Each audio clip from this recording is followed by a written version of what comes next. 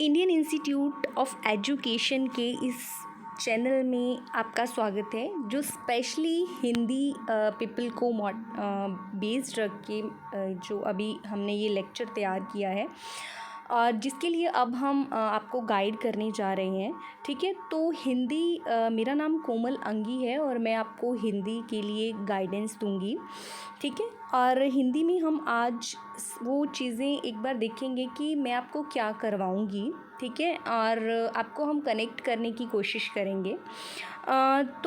इसमें कोई शक नहीं कि हमारा जो फोकस पॉइंट यहाँ पे रहने वाला है, जो हमारा बेस पॉइंट यहाँ पे रहने वाला है, वो हिंदी है। ठीक है, और इसके बाद मैं आपको एक पहले रिक्वेस्ट करना चाहूँगी कि हमारे इंडियन इंस्टीट्यूट ऑफ एजुकेशन की इस चैनल को सब्सक्राइब करें, बेल आइकन को प्रेस करना ना भूलें, ताकि हमारी जो भी वीडियोज़ आएँ, ठीक है, उसका आपको पता चल सके और आप उसका बेनिफिट ले सकें। अगर आप इसको ज़्यादा से ज़्यादा शेयर करें और अगर आपको ये वीडियो पसंद आती है तो उसको लाइक करना ना भूलें। हिंदी हमारा यहाँ पे फोकस पॉइंट है, हम करेंगे हिंदी हिंदी हिंदी एंड ये देखेंगे कि कितनी इजी बन जाती है हमारे लिए। हम हिंदी को डिस्कस करने से पहले एक मोटिवेशनल क्वेट लेते हैं। It's actually a motivational lecture today. हमारा सबसे पहले एक मोटिवेशनल क्वेट है। देखो, रख हौसला वो मंजिल भी आएगा, प्यासे के पास चलकर समंदर भी आएगा। थक कर ना बैठ ए मंजिल के मुसाफिर, थक कर ना बैठ ए मंजिल के मुसाफिर, मंजिल भी मिलेगी और मिलने का मज़ा भी आएगा। ज़िंदगी हमें कई बार इतना लंबी दौड़ दौड़वा देती है ना कि इंसान की क्षमता कई बार जवाब देने लग जाती है। तो मैं स्पेशली उन लोगों के लिए ये वर्डिंग्स यूज़ कर रही हूँ कि जो लोग निराश हो चुके हैं, है ना, क्योंकि ज़िंदगी में जो अगर भगवान आपको लंबी दौड़ में लेके जा रहा है तो you are the lucky one persons. आप लकी हो कि भगवान आपको लंबी रेस की घोड़े बना रहा है, तो आप में क्षमता पैदा कर रहा है। ठीक है, तो आप इससे डीमोटिवेट नहीं होना। ठीक है, और इससे मोटिवेशन लेते हुए, ठीक है, हम अपना जो शुरू करते हैं लेक्चर। इसमें हम क्या, अगर हम संपूर्ण व्याकरण को देखें तो हम संपूर्ण व्याकरण इसमें डिस्कस करेंगे, जिसमें चाहे वो संधि है, समास है, कारक है, वचन, लिंग, सर्वनाम, संज्ञा, रस, छंद, अलंकार, सारा की सारा पार्ट आपके साथ डिस्कस किया जाएगा। जिन लोगों को हिंदी में ज़रा भी दिक्कत होती है, हम ट्रिकली करेंगे, ये चीज़ें ट्रिक्स से करेंगे, ताकि आपको वो चीज़ें ऐसे ना हो कि अभी आई भूल गई, है ना, रट्टा वो वाली चीज़ ना रहे, बट कि एक स्थायी ज्ञान बने आप में, स्टेबल इंफॉर्मेशन आप में जाए। और अगर मैं आपसे कुछ क्वेश्चंस डिस्कस करती हूँ, तो अगर हम सिंपली, हमें पेपर में क्वेश्चन ऐसे रहते हैं, वो पूछते हैं भारतवर्ष में हिंदी को आप किस वर्ग में रखेंगे, तो वो 4 ऑप्शन दे देते हैं हमें, राजभाषा में, राष्ट्रभाषा में, विभाषा और तकनीकी भाषा में।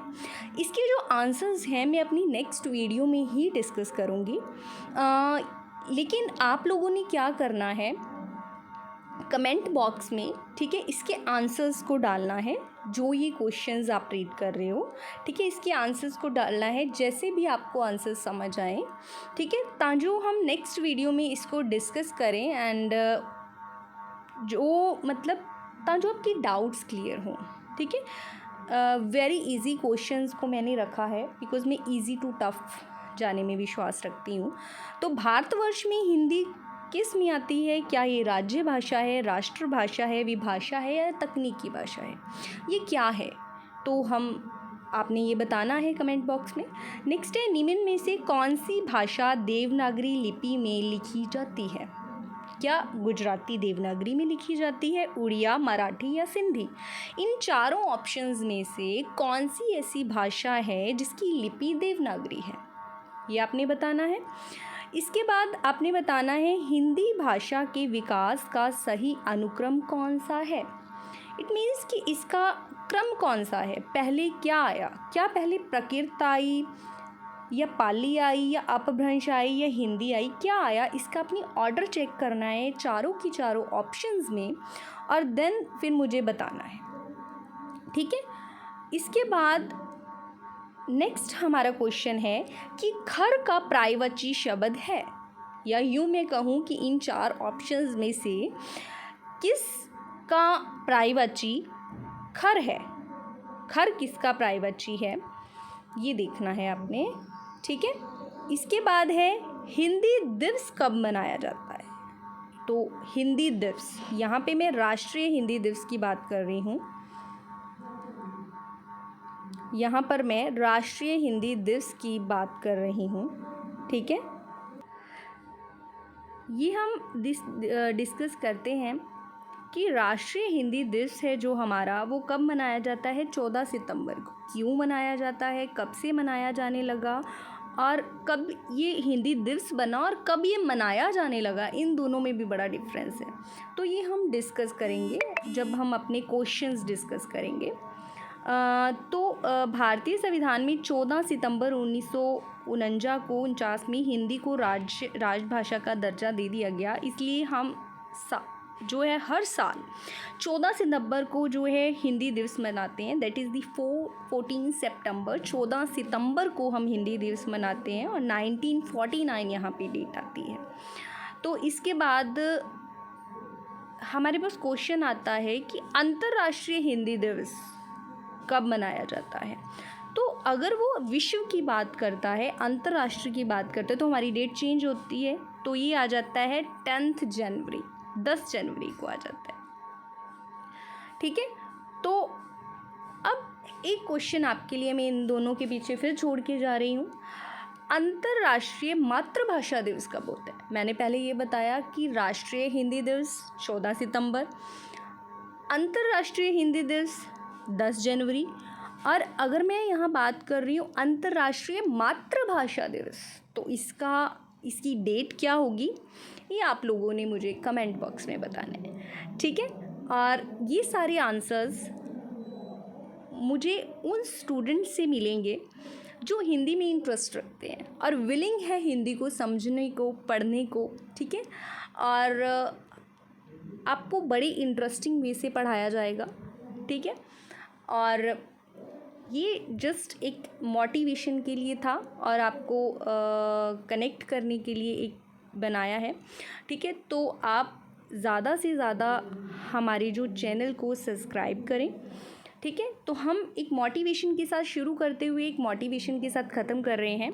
हौसले की तरकश में कोशिश का वो तीर ज़िंदा रखो, हार जाओ चाहे ज़िंदगी में सब कुछ, मगर फिर भी जीतने की उम्मीद ज़िंदा रखो। तो हम जीतने की उम्मीद ज़िंदा रखते हुए कि मास्टर की पोस्टें आने वाली हैं, तो हम अपने आप को प्रिपेयर कर रहे हैं। ईटीटी की पोस्ट आने वाली, तो हम अपने आप को प्रिपेयर कर रहे हैं। ठीक है, तो अपने आप को तैयार रखो। वो कहते हैं ना कि सैनिक हमेशा डटा होना चाहिए, वेल ट्रेंड होना चाहिए। तो अब हम अपने आप को तैयार कर रहे हैं। तो आपको ईच एंड एवरी टॉपिक बहुत अच्छी वे से करवाया जाएगा, वी प्रॉमिस। एंड तो ये चीज़ें आपने तो देखो कि आप कैसे करते हो, ये चीज़ें कैसे होंगी कैसे नहीं होंगी, ये सारी चीज़ें आप कनेक्ट करके देखोगे। और ये चीज़ें आपको एक्चुअली व्यवहार में देखना, बातों में नहीं, व्यवहार में देखना। ठीक है, thank you so much, thank you for today. Indian institute of education को, चैनल को सब ज़्यादा से ज़्यादा सब्सक्राइब करें और बेल आइकन को प्रेस करना ना भूलें। लाइक करें अगर आपको पसंद आया है, शेयर करें और अपने आंसर्स कमेंट बॉक्स में दें। हम इसे नेक्स्ट वीडियो में डिस्कस करेंगे। ठीक है, और बहुत कुछ आपके लिए मैं अपना जो इसमें लेके आऊँगी, जो नेक्स्ट वीडियो हमारी आने वाली है। ठीक है, तो thank you so much, thank you for today. ठीक है, तो हमारे साथ जुड़ने के लिए शुक्रिया। ठीक है, थैंक यू।